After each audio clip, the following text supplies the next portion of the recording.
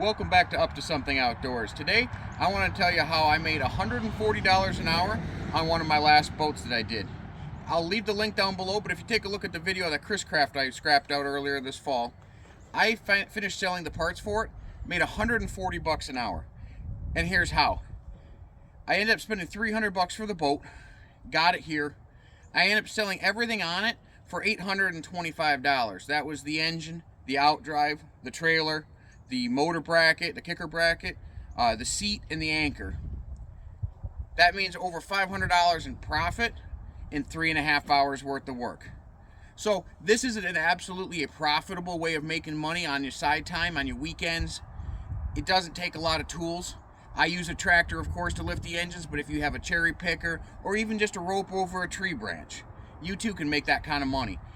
Follow along with the videos. They'll show you some of the tips and tricks I've learned over the years. I'd love to see you guys being able to make the same kind of money in your area.